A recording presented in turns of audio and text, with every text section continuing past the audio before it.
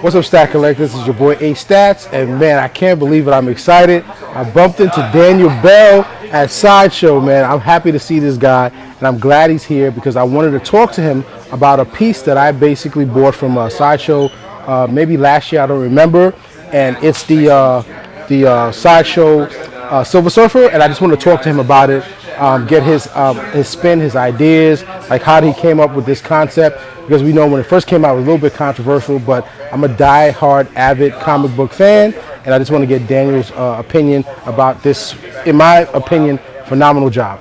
All right, so Daniel, so I'm glad you're here because I wanted to get, and I don't know if you remember. So humbly speaking, you made a comment when I did a review on this piece, Yeah. And I think you said I was the only one to bring up that concept, and I was like, wow, Daniel Biel actually commented on my video. So can you just give us, just walk us back, when you designed this piece, and what were your thoughts, basically how did you come up with this? Yeah, sure, man, sure. Well, first of all, it's a pleasure to meet you. Yes. Thank you for everything. Pleasure. This show is great, so Yes. I'm very grateful for this. And about this piece, every single time that we sculpt a piece, we do a lot of research. So at that moment, what I was doing it is to see what it was in the market, all the different statues from different companies, different concepts. And one thing I noticed is there wasn't new, or at least, it was maybe some classics of Silver Surfer, but nothing new. And all the latest pieces of Silver Surfer was surfing, and he was doing, the surf, a big board, expensive pieces, kind of complicated to put in a shelf. So I said, okay, maybe it's our chance to make a Silver Surfer, a stoic version of representing him as he is, his attitude. Right. And we can put the board, of course not entirely because it's going to be huge. We can make the price correct, and then the size a little bit better, or that fits better with the most most collectors out there. So I think I came with this idea, and the people at Sideshow really like it. We started doing some sketches as we usually do. We found that it was a nice fit for the collection of people who was loving, fell in love with this character. Right. So that was basically how we started. Right. And what I found about this particular piece, I've seen some custom Silver Surfer pieces, and usually when I've seen the custom pieces, they're chrome.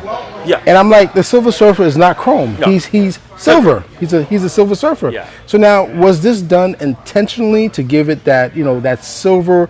Because I noticed depend how you use lighting on this piece, the silver it pops out. Yeah. It's that metallic piece is just. I mean, it's amazing. I mean, was that done intentionally? I mean, was that in the concept? That was a job done by the great Bernie.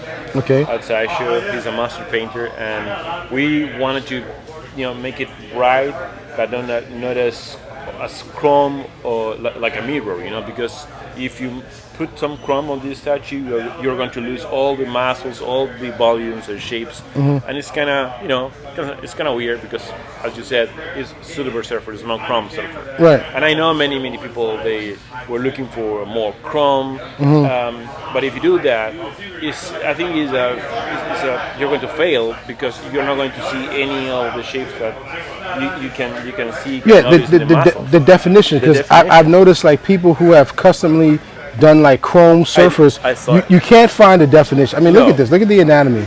And I mean the shoulders are proportionate. Yeah. I mean the board is coming out this portal, and then of course we have the Nora, the proximity piece, but we don't have that here today. No, not today. But I thought that was just amazing. And for me, being an avid comic reader, the surfer is a philosopher. Exactly. He's the most he asks these deep questions about I guess us human beings, and I mean that's the surfer. So when I first saw this piece, I just said, well, yeah, he would have a stoic, hellacious pose because he's noble, Exactly. So I just like the fact how you capped it. Oh, thank you. So and then when you get feedback from let's say people who harshly criticize this piece, what's your opinion on that? Well, the first the first time I saw the comments, the negative comments, we were talking the other day with the guys. It's kind of one thing is to receive a negative comment, a destructive comment. Yeah. Another thing is to receive a negative, a constructive comment. Right. People could tell you, "Hey, Danny, I don't like what you did. Why did you take this path this way?" Another thing is, "Oh no, this is awful. Why? Because it's awful. You know, I don't like it. Okay, if you don't like it, it's a matter of taste. Not just it's an opinion. You Right. know? Right. So I was kind of sad at that time, but you know it's funny because a couple weeks after release, it turns that the piece was selling really good. Right. And actually, I have a small anecdote that one of the people who approached to me in the messages, it wasn't a message, it wasn't a comment, saying this is the laziest piece of Daniel Biel or something like that, and throwing bad things about me and about this piece. I found this guy in a statue convention a year after that release, and he asked me to sign the base. And I said, Right. "Hey, dude, you're not the guy that didn't like it." And yeah, I'm sorry, Danny. I'm really sorry. Right. I saw it in person. I changed my mind. I said, "It's okay, man. It's part of this game." Right. But yeah, I usually try nowadays not pay attention to the destructive comments, Right. but yes, to pay attention to the negatives, but the good feedback, you know, because Right. the good feedback is the only one that make us grow Right. as a company, as an artist, and it's the only thing we can take to make these pieces better. Right, and art is subjective. You know, most people are used to seeing the surfer in this dynamic, pose. But I just think this just represents the character. That's why I fell in love with it, and I put in a PO day one. And I mean, I really love your work. I wish I would have brought my Logan, but I flew on a plane and I wasn't taking any chances of any Next time. breakage. But Next time. hopefully next time we can catch up and you'll sign that base. But you have signed a couple of pieces. Now, are there any other pieces here that you have designed? Oh yeah, Just give us it's just one more. The Hulk Gladiator. Yeah, that's right a popular here. one. That's a Gladiator popular Hulk. one. There is Bane. Yeah. Right here. Yeah, a lot of people like this Bane. A lot of people, It's like a different take Yeah, from yeah. the OG. Uh-huh. Then the Doctor Doom. Dr. Doom. And I think that's a good one as well. Another Daniel Bell piece. Doom. Right. Thor, Break Your Own Thor.